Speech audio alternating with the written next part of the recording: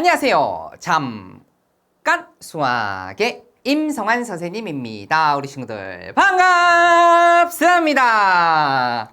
자, 쌤과 오늘 이제 최소 공배수, 최대 공약수의 어떤 응용 내용에 대해서 함께 좀 배워볼 건데요. 자, 보니까 최대 공약수를 구해주세요. 또는 최소 공배수를 구해주세요. 라는 문제가 있다면 너무너무나 쉬운 문제야, 그치?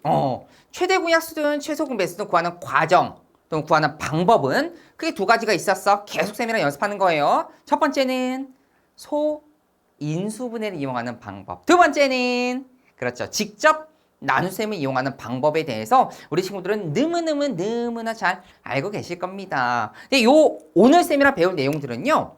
실제 숫자들에 대한 최대 공약수, 최소 공배수를 구하는 문제, 그런 쉬운 문제가 아니야. 그 숫자들을 잘 몰라. 그런데 그 숫자들에 대한 최대 공약수 힌트가 나와 있어. 그 숫자들에 대한 최소 공배수 힌트가 나와 있어.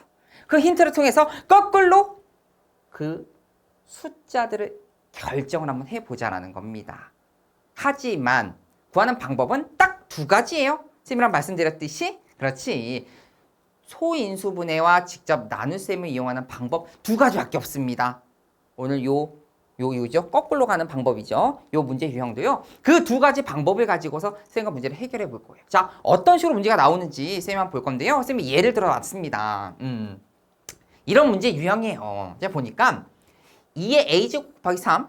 지금 보니까 컴마가 있다라는 것은 이것이 하나의 숫자입니다. 그다음에 2 곱하기 3 곱하기 5의 b제곱. 요것도 하나의 숫자예요. 그죠? 그리고 2의 제곱 곱하기 3의 c제곱입니다. 요것도 하나의 숫자라는 거야. 알고 보면요. 지금 3개 숫자가 나와 있습니다. 근데 그 3개 숫자를 가지고서 우리 최대 공약수, 최소 공배수 구할 수 있어? 안 되지. 왜? 미지수가 들어가 있잖아. 못 구해. 그래서 보니까 문제 좀 더 읽어보니까 그치? 최소 공배수 힌트가 나와 있습니다. 그래서 이 최소 공배수 힌트를 가지고서 거꾸로 이 세 개 숫자들 한번 결정을 하거나 한번 찾아보는 문제고요. 자, 어떻게 문제를 해결하느냐? 방법이 똑같이 두 가지 방법 우리 친구들 선택을 좀 해주시면 돼요. 소인수분해를 이용하거나 직접 나눗셈을 이용하는 방법을 가지고서 우리 친구들 문제 좀 해결해 주시면 좋은데 이 문제는 어떤 방법 쓰면 좋을 것 같아? 그렇지. 이 문제에서는요. 소인수분해를 이용해가지고 문제를 좀 해결하면 좋을 것 같다는 거죠. 왜 그럴까? 요 나와 있는 숫자들을 보니까 이미 소인수분해가 되어 있거든. 그래서 선생님과 소인수분해를 가지고서 문제를 한번 풀어보고 해결해보자는 겁니다. 그래서 문제마다 어떤 방법이 좋은지는요. 다 그 문제마다 다르기 때문에 우리 친구들이요. 잘 고민하고 선택을 해 주셔야 되겠다라는 거예요. 아시겠죠? 자, 소인수분해를 이용하는 방법은요. 옆으로 나란히 쓰는 것이 아니라 세로로 이렇게 써가지고서 나와 있는 힌트가 지금 최소 공배수입니다. 최소 공배수 리스트죠? 그래서 이 360 또한 소인수분해를 해가지고 답을 써주셔야 되겠다라는 거예요. 그렇지. 다 소인수분해 했으니까. 1은 28이십니다. 그렇지. 29, 18. 2, 4, 8, 2, 50. 3이랑 3, 3, 55. 3, 55가 되겠죠?